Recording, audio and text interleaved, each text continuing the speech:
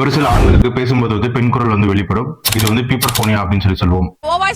இல்ல மேடம், என் வாய்ஸ்ல நிஜமாவே ஒரு ப்ராப்ளம் இருக்கு. என் ஃப்ரெண்ட விட கேட்டு பாருங்களேன். இது வந்து ரொம்ப ரேரான கண்டிஷன். 9 லட்சத்துல ஒருத்தருக்கு வந்து இது வந்து நோட்டீஸ் ஆகும். இது முழுக்க குரல் சார்ந்த பிரச்சனை தான். ஆணா இருந்தாலும் சரி, பெண்ணா இருந்தாலும் சரி, குழந்தை பருவத்துல வந்து அவங்களோட வாய்ஸ் ஹை பிச்சா தான் வந்து இருக்கும். ஆஃப்டர் பியூபர்ட்டிக்கு அப்புறம் பெண்களுக்கு ஹை பிச்சாவும் ஆண்களுக்கு லோ பிச்சாவும் வந்து மாறும். ஆனா இந்த பியூபர்ஃபோனியா கண்டிஷன் இருக்கிறவங்களுக்கு ஆஃப்டர் பியூபர்ட்டிக்கு அப்புறம் லோ பிச்சா மாறாம அதே ஹை பிச்லயே வந்து மெயின்டைன் ஆகும். சோ அதனால பேசும்போது வந்து பெண் பேசுற மாதிரி வந்து இருக்கும். செத்தடா நீ. என்னடா? எந்த college? DOC college. Bloody full. என்னைய கிண்டல் பண்றியா நீ? இல்ல சார், என் சொந்த குரல் சார்.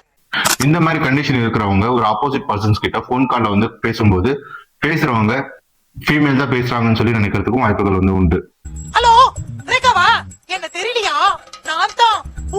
இந்த கண்டிஷனை சரி பண்ண முடியுமான்னு கேட்டீங்கன்னா இது 100% வந்து சரி பண்ண முடியும். ரொம்ப சீக்கிரமாவே எளிமையான மெத்தட்லயே வந்து சரி பண்ண முடியும். இதுக்கு வந்து வாய்ஸ் தெரப்பி அப்படின்றத வந்து எடுக்கணும். என் ஒரிஜினல் வாய்ஸ் வந்தாச்சு. மம்மி, டாடி, மரம், செடி, கொடி. ப்ராப்ளம் இருக்கிறவங்க உங்களுக்கு பக்கத்துல இருக்கக்கூடிய ஸ்பீச் பெத்தாலஜிஸ்ட கன்சல்ட் பண்ணுங்க. முதல எழுத்தெல்லாம் அறிய வைத்தாய் தேவி. Don't worry. Any problem? One call.